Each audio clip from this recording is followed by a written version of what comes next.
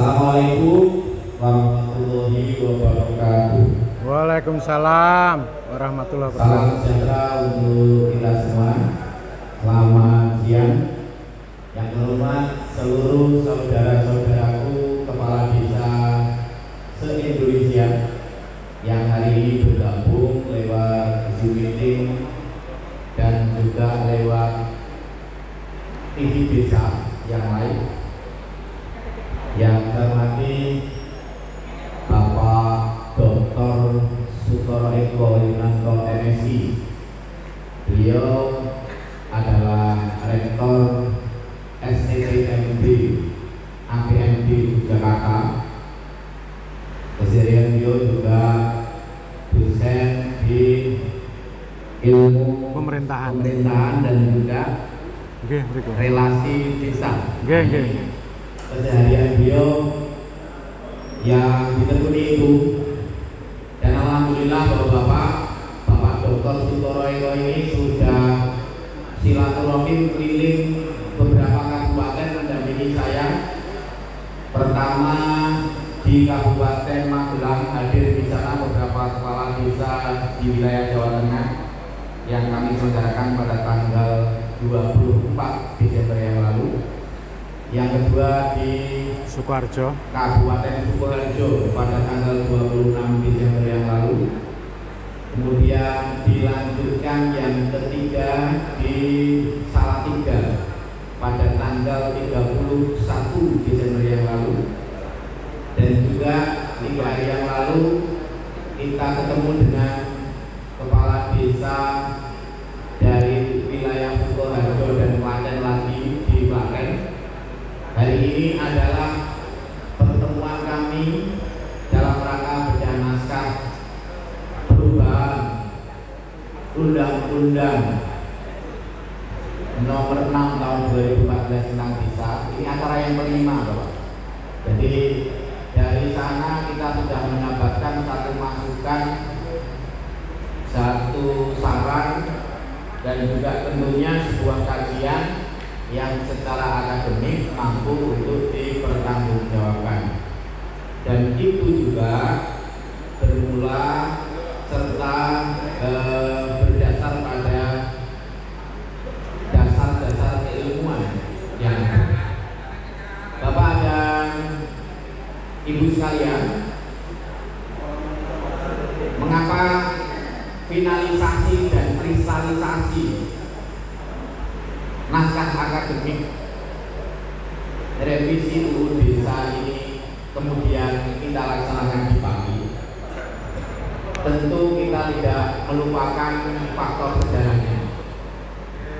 Bapak dan Ibu sekalian, pada tanggal 7 Desember yang lalu, seluruh kepala desa yang ada di Kabupaten Pati sudah melaksanakan rapat golong gile, mohon dengan hormat kepada seluruh yang berkompeten untuk berkenan kiranya memasukkan revisi undang-undang desa itu pada prolegnas prioritas pembahasan tahun 2023. Mengingat bahwa revisi itu sendiri sudah diusulkan oleh DPD pada tanggal 17 Desember tahun 2019 dan sampai dengan saat ini ternyata juga belum masuk ke dalam prolegnas prioritas pembahasan tahun 2023. Dari sanalah kemudian teman-teman kepala desa di Pati bersepakat membentuk tim 9 untuk merumuskan apa-apa saja yang sekiranya diperlukan untuk memberikan masukan dan juga melaksanakan satu kegiatan yang simpatik yang didengar oleh semua pihak, bahwa undang-undang desa itu memang perlu kiranya untuk direvisi dalam waktu yang secepat-cepatnya. Kalau di mana-mana kemudian yang dimunculkan seolah-olah ini hanya semata-mata tentang masa jabatan kepala desa, maka perlu kami sampaikan di sini secara utuh, Bapak dan Ibu sekalian, bahwa beberapa pasal yang ada di Undang-Undang Desa ini memang perlu mendapatkan perhatian, kajian, sekaligus juga perubahan-perubahan sesuai dengan kondisi yang ada. Di antaranya adalah tentang dana desa, di mana ruh dari Undang-Undang Desa bahwa pemerintah berkewajiban untuk memberikan dana desa 10% dari APBN. Tetapi sampai dengan saat ini tentunya Bapak dan Ibu sekalian juga sudah dapat membaca, memahami dan merasakan secara keseluruhan. Itu pertama. Yang kedua tentang implementasinya. Di desa, kepala desa ini mempunyai visi-misi ketika akan mencalonkan diri sebagai kepala desa. Mereka juga telah menyusun RPJMD. Di desa juga sudah berlangsung musyawarah, tetapi hasil dari RPJMD kemudian musbeh itu kemudian tidak bisa ditindaklanjuti karena banyak program-program dari supra desa yang menjadi titipan dalam tanda kutip terhadap penggunaan dana desa tersebut. Ini yang kedua. Yang ketiga tentunya kita juga maklum bahwa lahirnya Undang-Undang Nomor 2 Tahun 2020 tentang penanganan pandemi COVID. Seandainya pemerintah tidak memberikan dana desa sekalipun, itu mempunyai dasar yang kuat. Oleh karena itu dalam rangka memulihkan hak-hak desa untuk pengelolaan keuangan desa, MK juga sudah memutuskan bahwa paling lama Undang-Undang Nomor 2 Tahun 2020 itu berlaku untuk 2 tahun. Dan terhitung dari 2020 ini sudah tahun 2023, berarti Undang-Undang Nomor 2 Tahun 2020 sesuai dengan keputusan MK itu semestinya untuk dicabut. Dengan demikian bisa juga mendapatkan hak untuk mengelola dana desa sesuai dengan apa yang diamanatkan oleh undang-undang. Yang keempat, Bapak dan Ibu sekalian, terkait dengan syarat-syarat calon kepala desa. Di sana pada poin D sudah dicabut oleh MK tentang syarat kepala desa harus berdomisili sekurang-kurangnya 1 tahun dibuktikan dengan kartu tanda penduduk.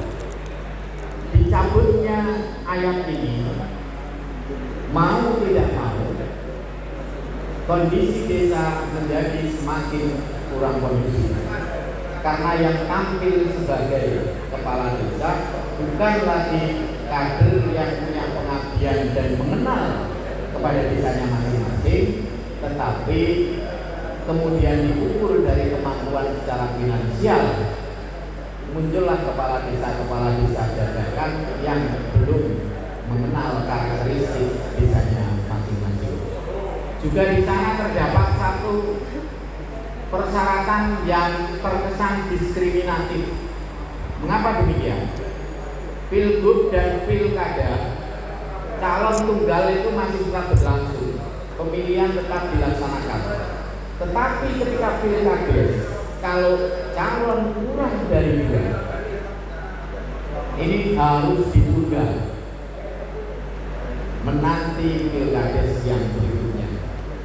Begitupun kalau calon lebih dari 5, harus ada ujian seleksi dan lain sebagainya yang berpotensi mereduksi terhadap kedaulatan desa, kedaulatan rakyat.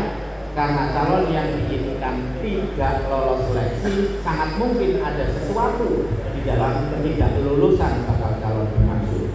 Ini yang juga akan kita perjuangkan dalam revisi undang-undang desa. Untuk berikutnya lagi Bapak dan Ibu sekalian, masih banyak lagi tentang hak-hak yang semestinya harus diberikan oleh pemerintah kepada aparatur desa, baik kepala desa maupun perangkat desa. Seperti yang kita paham bahwa kepala desa dengan siltap sesuai dengan keputusan yang ada di berbagai daerah saat ini nominalnya di bawah UMR, nominalnya di bawah upah minimum regional. Dengan kondisi desa-desa tertentu yang tanpa bentuk, tentu hal ini sangat menyulitkan kepada kepala desa dan perangkat desa. Tanpa ada tunjangan hari raya, tanpa ada gaji 13 dibandingkan dengan pegawai-pegawai yang lain, juga tanpa adanya satu aturan yang baku terkait dengan masa purna tugas. Dan yang tentunya Bapak dan Ibu sekalian, inilah hasil sharing, hasil kajian bersama-sama teman-teman kepala desa seluruh Indonesia, di mana di situ kami buatkan grup Kades Indonesia Bersatu. Saya sendiri selaku penggagasnya, mulai tanggal 7 sampai saat ini alhamdulillah ini teman-teman bermula dari rasa apatisme dan juga ingin ini orang Bandung Bondowoso pengen gawe aksi kok sing salahi sedina rong dina mangkat. Cerita inilah yang harus kami pertanggungjawabkan kepada teman-teman kepala desa di Kabupaten Pati, sebab panjenengan memberikan amanat kepada saya agar menggaungkan aksi untuk menuntut dimasukkannya revisi Undang-Undang Nomor 6 Tahun 2014 tentang desa itu bisa masuk ke prolegnas pembahasan tahun 2023, memacu semangat kami untuk bergerak cepat untuk mengkonsolidasikan seluruh kepala desa yang ada di seluruh Indonesia. Dan alhamdulillah mulai dari tanggal 17 kami sudah menghubungi para pihak. Rencana aksi tanggal 22 mengingat ada saran masukan dari berbagai pihak, saat itu sudah mendekati perayaan Natal dan Tahun Baru, kita tunda acara itu menjadi tanggal 17. Per tanggal 23 Desember yang lalu kami sudah melayangkan surat kepada para pihak bahwa aksi kami akan ditunda menjadi tanggal 17 Januari tahun 2023.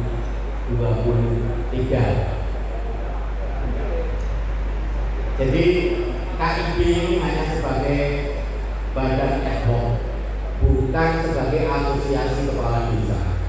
Oleh karena itu kalau kemudian muncul di sana-sana, wah ini cari panggung, Pak Doyo ini cari panggung, panggung apa yang saya cari? Kalau kelas nasional apa saya mau nyalon presiden? Jadi saya tulus dan ikhlas kalau sudah saatnya nanti harus ada aksi. Jangankan yang ditanyakan oleh teman-teman saya, Pak Doyo ini ternyata korlap Pak Desi Provinsi Jawa Tengah, padahal dia itu ketua KIB menggagas pergerakan. Wah dia ini main dua kaki, ada yang bilang begitu. Maka perlu saya jawab, Pak Desi tempat saya bernaung berorganisasi, secara kebetulan saya di divisi pemerintahan Provinsi Jawa Tengah, pengurus Pak Desi dan juga ketua Pak Desi Pati. Saya patuh atas perintah organisasi menjadi korlap. Jangankan menjadi korlap, sekali lagi gowo baju, tukang gowo baju saya ikhlas. Korlap itu sebuah kehormatan. Tetapi kami yang sudah menggagas aksi Kades Indonesia Bersatu bertanggung jawab terhadap gagasan kami, bertanggung jawab terhadap mobilitas semua elemen dari asosiasi kepala desa yang ada. Kami menghargai dan mengapresiasi yang setinggi-tingginya kepada seluruh aliansi yang ada, baik dari Pak Desi di mana tempat saya bernaung, dari teman-teman abdesi, teman-teman aksi ataupun asosiasi yang lain yang telah bersurat. Dan kami tidak mempermasalahkan itu karena memang punya hak untuk menata rumah tangga mereka masing-masing. Sekali lagi kami tidak ingin mencampuri urusan asosiasi kepala desa yang ada, hanya bagaimana kami mengajak seluruh asosiasi yang ada untuk bersatu bahwa kita dalam posisi yang sama. Kepala desa itu duduk sama rendah, berdiri sama tinggi. Jadi kita ininya gimana? Ya Pak ya. Jadi kesepakatan dari berbagai pertemuan Bapak-bapak, aksi yang akan kita laksanakan nanti ini bukan semata-mata kades jabatan menjadi 9 tahun bukan, tetapi lebih dari itu Bapak-bapak, yang kita perjuangkan adalah kembalikan kedaulatan desa kepada masyarakat. Ya, tepuk tangan Bapak Ibu. Jadi kembalikan kedaulatan desa kepada masyarakat. Karena saat ini hak dan kewenangan desa itu sudah banyak yang diambil oleh sutra desa, bukan lagi oleh kepala desa dan pemerintah desa. Yang pertama, yang kedua, tagline yang akan kita gunakan setelah melalui perdebatan, setelah melalui pembahasan sharing yang cukup panjang, disepakati tagline-nya nanti adalah desa berdaulat, rakyat sejahtera, Indonesia jaya. Tidak ada nyentuh apa-apa ya. Pesan kami Bapak dan Ibu sekalian, kita berjuang tidak untuk diri kita di masa jabatan 9 tahun bukan, tetapi berjuang untuk masyarakat desa agar hak-hak desa itu dipulihkan sesuai dengan ruhnya undang-undang desa. Intinya di sana. Oleh karena itu kami mohon dukungan kepada seluruh stakeholder desa, masyarakat desa, bahwa teman-teman kepala desa ini bukan orang yang alwama, bukan orang yang ngoyo, bukan orang yang lupa daratan, tetapi berjuang demi masyarakat Indonesia secara keseluruhan. Merdeka! Merdeka! Merdeka! Merdeka! Merdeka! Merdeka! Rektor STPMD APMD Jakarta, beliau sudah mendampingi saya keliling di beberapa kabupaten. Ini pertemuan kelima. Monggo Pak Sutoro, waktu kami silakan.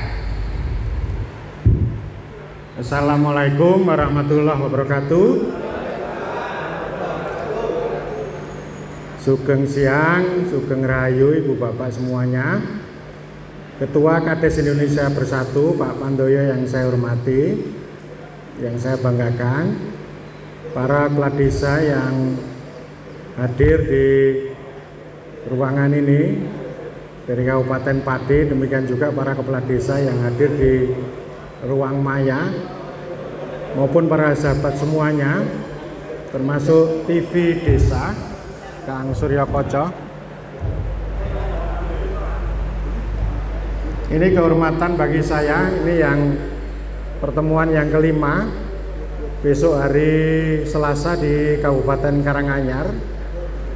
Dan Ibu Bapak, saya mendedikasikan hidup saya lebih dari 20 tahun untuk berilmu, mengembangkan ilmu tentang desa, sekaligus juga mendukung perjuangan para kepala desa, termasuk yang hari ini berjuang untuk 9 tahun masa jabatan, termasuk berjuang juga untuk revisi undang-undang desa. Saya berada di belakang, Ibu Bapak berada di depan. Politik di depan, pengetahuan di belakang. Pertanyaannya, mengapa kita memperjuangkan revisi undang-undang desa? Apa tujuannya? Itu yang harus kita jawab, dan kemudian kita menentukan langkah-langkah yang lebih konkret dengan gembleng golong gilik.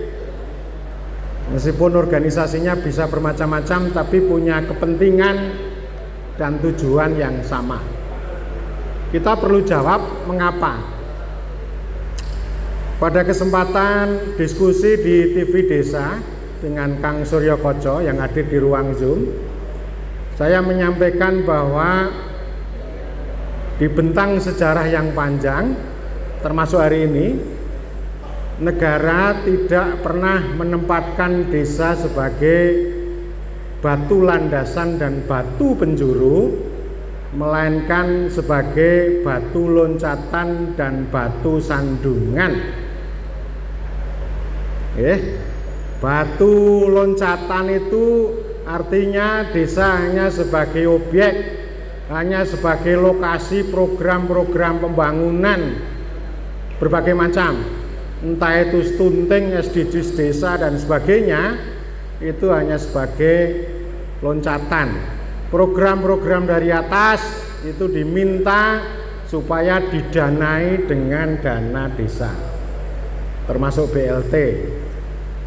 Jika program-program yang dibuat ditarget dari atas itu tidak berhasil, maka desa akan dituding sebagai batu sandungan.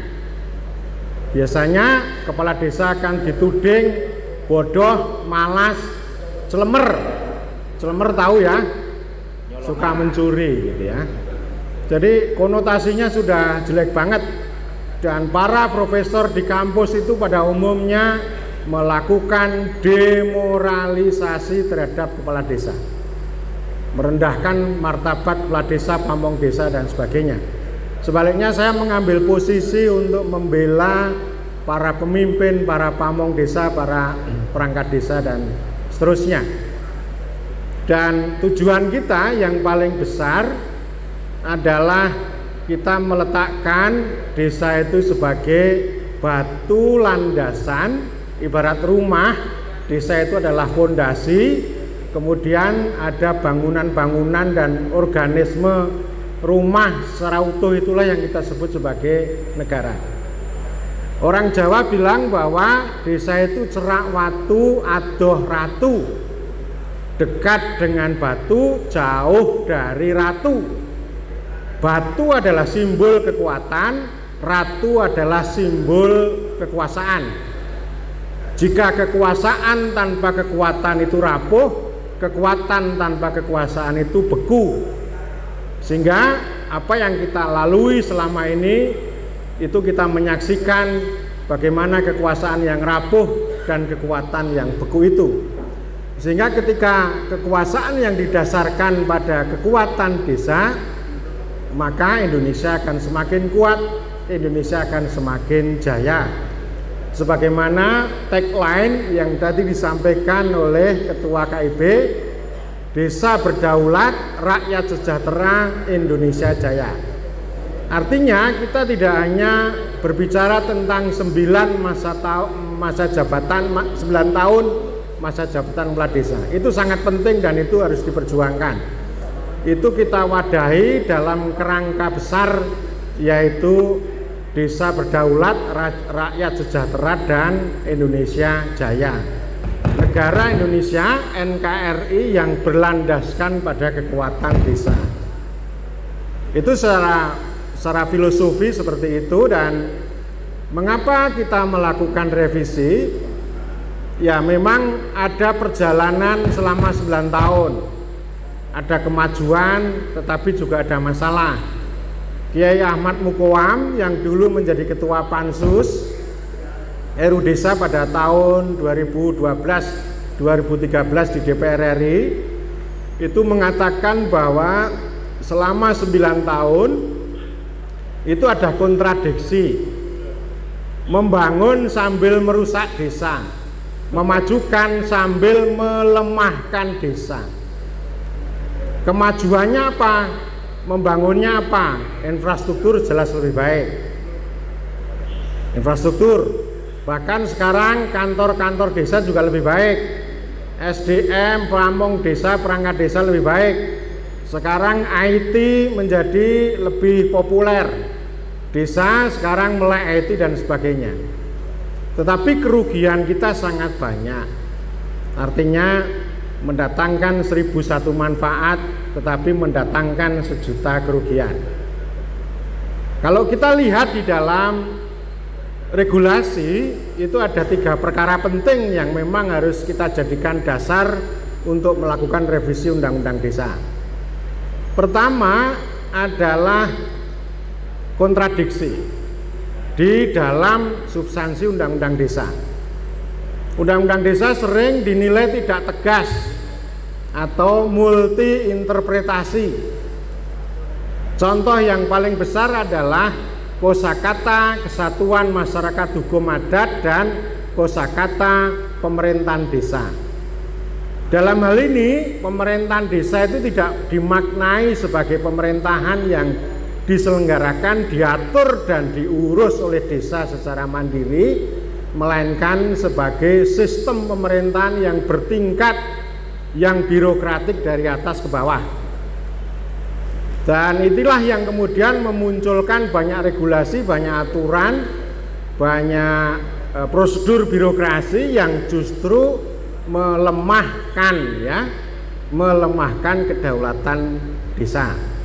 Artinya, meskipun desa berstatus sebagai kesatuan masyarakat hukum, tapi dia dimasukkan dalam kerangkeng besar bernama sistem pemerintahan desa. Pada satu sisi ada aliran perintah, instruksi, regulasi, proyek dari atas, dan pada sisi kedua kepala desa itu tidak ditempatkan sebagai pemimpin rakyat yang berdaulat, melainkan sebagai kepala kantor. Kalau dalam hal program dana desa, kepala desa itu ditempatkan sebagai mandor proyek. Padahal kepala desa itu dipilih oleh rakyat, terhormat itu. Tetapi pemerintah supradesa yang satu menempatkan sebagai mandor proyek, yang satunya lagi menempatkan sebagai kepala kantor.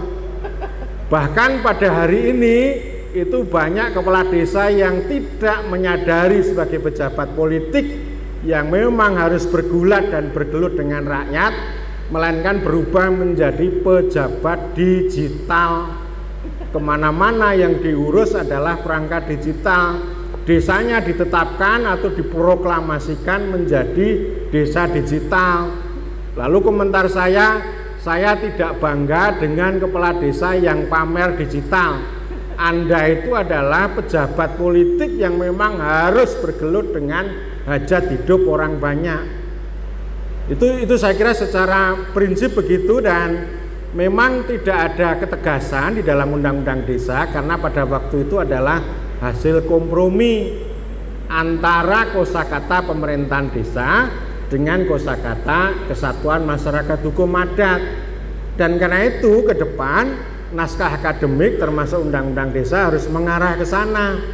Jadi artinya pemerintahan desa itu adalah pemerintahan yang diselenggarakan sendiri oleh desa, termasuk peraturan desa. Profesor Jimli Asidiki mengatakan bahwa peraturan desa ini bisa menimbulkan masalah di lapangan kalau dia menjadi turunan dari peraturan daerah. Ini tantangan yang luar biasa, bagaimana kita merumuskan hubungan antara desa dengan kabupaten, antara hubungan politik, hukum, dan administrasi. Nah, selama ini hubungan hukum itu sangat menonjol dalam pengertian desa harus mengikuti peraturan daerah, peraturan bupati, dan sebagainya yang sebenarnya sudah menyimpang dari undang-undang desa. Dan kita mengatakan ini tujuannya, kalau kita berbicara tentang daulat desa, rakyat sejahtera, itu intinya ada lima ya. Yang pertama adalah kepentingan masyarakat setempat. Ini yang harus utama, bukan prioritas menteri sebagai hukum tertinggi, melainkan kepentingan masyarakat itu sebagai hukum tertinggi. Kita harus berjuang ke depan, baik di dalam undang-undang maupun dalam praktek, itu adalah bagaimana kita menghadirkan kepentingan masyarakat itu sebagai sumber kemakmuran. Kepentingan masyarakat setempat itu apa? Ini bukan surat menyurat. Kalau surat menyurat itu kepentingan warga.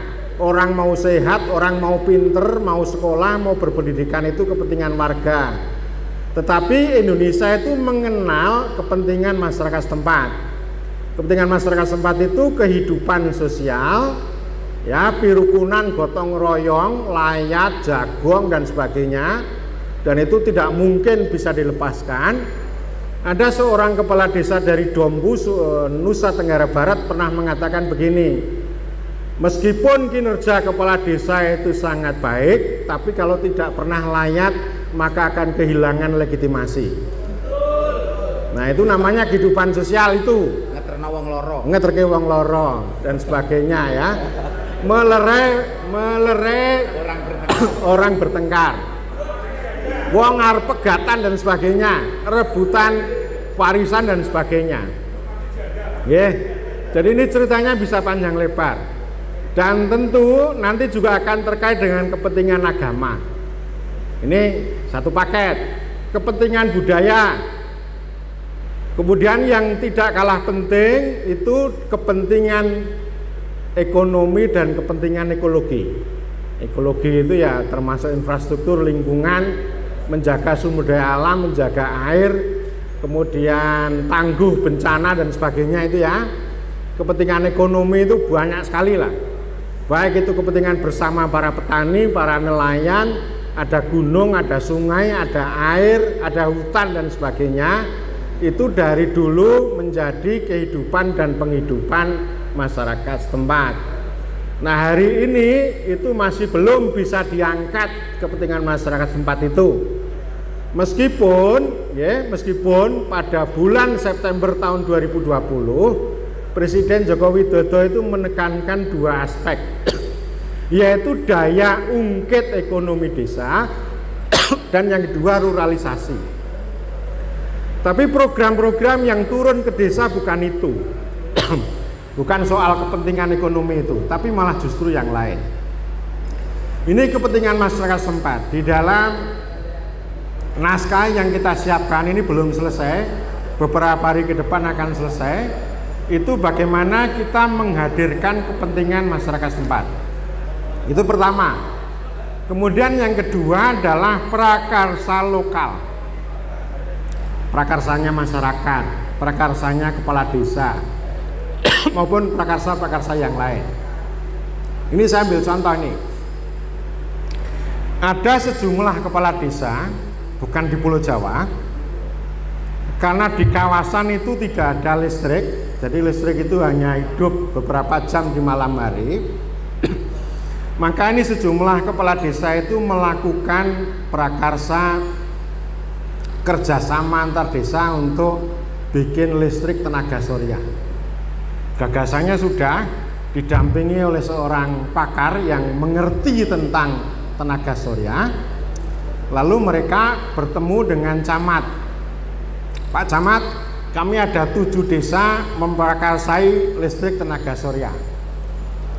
Camat bilangnya apa? Itu belum ada dasar hukumnya, itu belum ada aturannya. Jadi prakarsa ini macet sampai sekarang. Saya Pak, pun ngeten mawon. Jadi ini prakarsa ini sangat penting. Kalau bupati punya diskresi, ya. Kalau kepala desa punya prakarsa. Prakarsa inilah yang harus ditumbuhkan untuk menjawab kepentingan masyarakat setempat. Kalau ditarget dengan stunting, dengan ketahanan pangan, dengan apalagi BLT dan sebagainya, itu kepentingan masyarakat tempatnya tidak bakal naik, tidak bakal terungkit. Daya ungkit ekonomi desa seperti yang disampaikan oleh Presiden Joko Widodo tahun 2020 yang lalu ini juga tidak akan hadir karena dikerangkeng dengan aturan. Prakarsanya macet. Dua ya, lalu ketiga kewenangan. Nah, ini kewenangan ini sangat penting ini. Para kepala desa di mana-mana diskusi dengan saya mengatakan bahwa kewenangan desa dikebiri. Ibarat ular, kepalanya dilepas, ekornya dipegang. Kewenangan di dalam seleksi pengangkatan perangkat desa. Kewenangan di dalam pemilihan kepala desa itu direduksi banyak ya. Kemudian juga kewenangan di dalam perencanaan, penggunaan uang dan sebagainya, semuanya dikebiri. Karena tadi kepala desanya jadi kepala kantor untuk menjalankan aturan dari atas. Itu 3. Yang keempat, itu adalah kepemimpinan kepala desa. Jadi kepemimpinan kepala desa itu tidak bisa diukur dengan matematika, tidak bisa dipandang dengan ukuran Jakarta. Tetapi kepemimpinan yang tadi punya legitimasi, punya ajur-ajer dan sebagainya ya. Tapi itu sangat penting, tapi bukan berarti kita akan tergantung pada satu orang, bukan begitu maksudnya. Tetapi pengalaman menunjukkan bahwa desa-desa yang maju, yang berubah dan sebagainya itu karena keberanian, kehebatan, bahkan kenekatan kepala desa. Saya sering mengatakan bahwa undang-undang desa ini sebenarnya menciptakan jalan yang lapang bagi desa. Tetapi peraturan pemerintah dan seterusnya melakukan distorsi, jalan lapang itu dirubah menjadi jalan yang sempit, yang berliku, yang rusak. Sehingga hanya pemimpin desa yang berani dan nekat yang akan bisa sampai pada tujuan. Ini kan kekonyolan ini ya. Ini nomor 4. Lalu yang kelima, musyawarah desa. Musyawarah desa itu tradisi yang panjang. Kita harus bicarakan di sana supaya nanti desa itu bersatu, berdaulat. Itu tempat untuk merajut persatuan. Ada BPD, ada kepala desa, ada perangkat desa, ada berbagai elemen masyarakat. Jadi 5 poin itu menjadi substansi atau esensi kedaulatan desa. Itu jadi ada kontradiksi di dalam undang-undang desa yang memang kita perlu cermati ya. Bukan berarti saya melemahkan undang-undang desa, karena undang-undang desa itu direspon dengan penuh antusias. Tapi perkembangan selama sekian tahun terakhir itu kita baru menyadari, oh ternyata ada kontradiksi. Yang kedua, alasan mengapa kita revisi itu adalah reduksi dan distorsi. Seperti yang tadi sudah saya katakan soal jalan lapang. Saya juga sering mengatakan bahwa undang-undang diatur dengan peraturan pemerintah diatur dengan peraturan menteri diatur dengan peraturan bupati. Sehingga ini tidak ada ini dulu yang melakukan JR di Mahkamah Agung. Ini banyak sekali. Termasuk pemilihan kepala desa yang dibatasi 2 minimal 5 maksimal. Itu jadi masalah. Artinya ini proses politik yang dikebiri dengan prosedur administrasi. Gitu ya. Demikian juga dengan peraturan pemerintah tentang dana desa. Jadi undang-undang desa itu direduksi, didistorsi, dirusak hanya menjadi program dana desa. Akhirnya ditumpangi lagi dengan SDGs desa, stunting dan sebagainya. Itu tadi ya. Jadi dana desa itu seharusnya sebagai bentuk redistribusi negara pada desa mengikuti asas pengakuan penghormatan. Seharusnya begitu, menjadi hak, kewenangan, kewajiban desa, bukan programnya pemerintah. Nah, oleh karena itu kalau kita mau melakukan revisi ke depan, maka hal-hal yang menciptakan distorsi ini harus dikunci oleh undang-undang.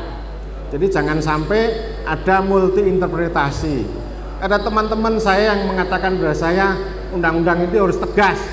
Jangan sampai ada penyerobotan, ada distorsi, ada reduksi dan sebagainya. Itu alasan kedua.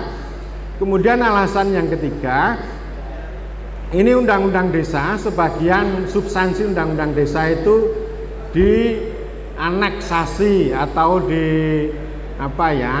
diakuisisi atau diserobot atau dicabut. Tadi Pak Petinggi sudah menyebut dana desa direbut, dicabut oleh Undang-Undang Nomor 2 Tahun 2020. Ada sejumlah ketentuan di dalam Undang-Undang Desa dianulir oleh Mahkamah Konstitusi. Tadi beliau udah bilang ini kepala desa, perangkat desa itu warga negara. Jadi orang Medan mampir ke Pati bisa nyalon kepala desa.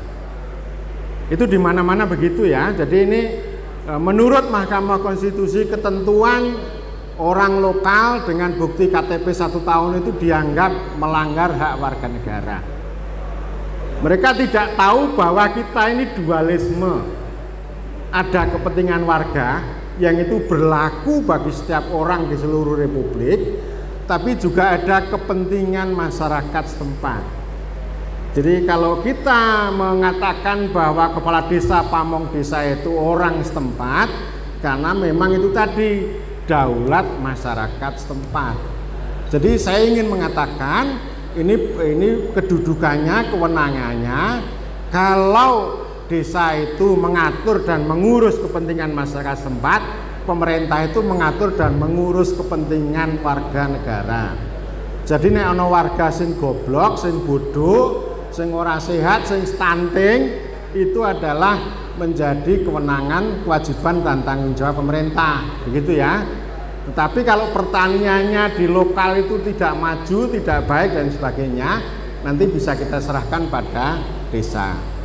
Jadi itu secara garis besar begitu. Nanti dalam waktu tidak terlalu lama naskah akademik akan kita sajikan, dan tentu saja soal masa jabatan 9 tahun begitu ya, itu menjadi bagian dari kewenangan atau daulat masyarakat setempat dalam memilih pemimpin, bukan diatur-atur oleh kekuatan dari atas, termasuk seleksi pengangkatan pemberhentian kepala desa. Pemberhentian perangkat desa. Okay. Pertama, ini momentum politik nih. Itu tidak akan bisa lepas. Dulu tahun 2013 itu undang-undang desa bisa lahir. Bisa dibilang itu prestasi besar karena momentum politik. Yang kedua, gerakan politik sekarang itu jauh lebih mantap dibanding dengan dulu. Gerakan para kepala desa itu. Jadi dulu gerakan saya melalui jalur masyarakat sipil, baru di tengah perjalanan ketemu dengan Parade Nusantara, ketemu dengan Abdesi, ketemu dengan forum pembaruan desa. Kalau sekarang kita mulai dari gerakan politik ini ya. Jadi politik itu adalah soal seni kemungkinan, tidak ada yang tidak mungkin. Yang ketiga, kita langsung memperoleh respon yang positif dari Pak Marwan dan Pak Sudewo. Saya matur kepada beliau, jangan kapok gitu ya, termasuk dengan Pak Marwan. Kami berharap dua ini menjadi pintu masuk atau yang saya sebut sebagai jangkar politik. Nah, dari dua beliau ini nanti bisa melebar kemana-mana. Sama seperti dulu pada tahun 2009-2010, jangkar politik kami ada Budiman Sujatmiko di Komisi 2 dan kemudian melebar kemana-mana, termasuk pada Mas Ganjar, kepada Pak Ahmad Mukoam, kepada Nurul Arifin, kepada anggota-anggota yang lain dalam Komisi 2. Nah, termasuk Mas Priyo Budi Santoso. Jadi ini komitmen Pak Marwan, komitmen Pak Sudewo kita pegang, dan saran-saran beliau itu sangat penting. Dan karena itu yang akan menjadi langkah berikutnya itu mendesak supaya ada DPR menggunakan hak inisiatif. Itu akan jauh lebih cepat dibanding dengan melalui pintu pemerintah. Nanti pemerintah akan mengikuti iramanya DPR. Jadi kita manfaatkan momentum ini, pusatnya di Senayan. Dan hal yang biasa kalau misalnya dalam perjuangan itu ada yang semangat, ada yang galau, ada yang penumpang gelap, itu hal yang biasa. Toh nanti semuanya kalau berhasil semuanya akan menikmati begitu ya. Dan oleh karena itu ini momentum yang saya kira sangat baik, dan kami tentu saja ini menggerakkan teman-teman juga untuk memberikan supporter, memberikan dukungan secara ilmiah, tadi kata Pak Sudewo, supaya nanti kita ini kalau ketemu dengan para profesor yang nanti desa itu kita kuat. Karena undang-undang desa yang sudah seperti itu begitu ya, itu dulu juga dipukuli oleh para profesor. Jadi Bapak, saya sampaikan bahwa politik adalah seni kemungkinan. Itu salah satu contohnya adalah gini ya. Dulu soal masa jabatan kepala desa, pemerintah mengambil posisi 6x2. Lalu fraksi-fraksi DPR itu semua mayoritas mengusulkan 8, tidak bicara periode. Pemerintah itu bertahan 6 kali 2, lalu DPR mengatakan bahwa kami harus memperjuangkan bahwa masa jabatan kepala desa itu lebih lama, tidak hanya 6 kali 2. Akhirnya disepakati 6 kali 3, yang 8 ditolak, yang 6 disetujui, tapi ditambah 1 kali lagi, 6 kali 3.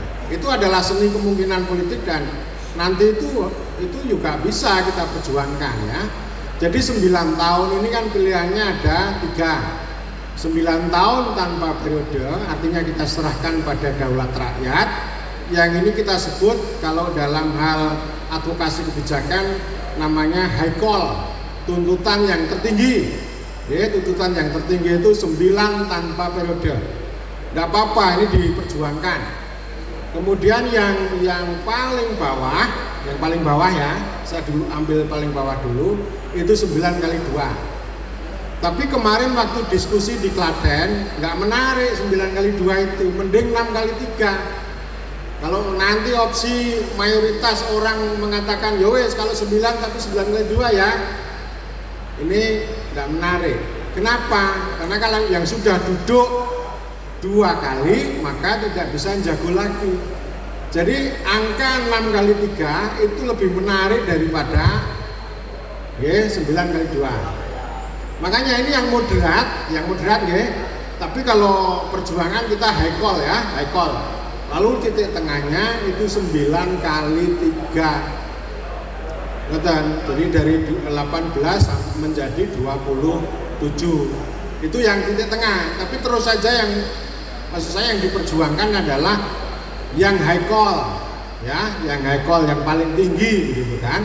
Nah, nanti di sana akan ada proses perdebatan, ada proses kompromi politik, dan tugas kami nanti menyediakan argumen kenapa 9 tanpa periode. Saya kira demikian yang saya sampaikan, kurang lebihnya mohon maaf. Wassalamualaikum warahmatullahi wabarakatuh.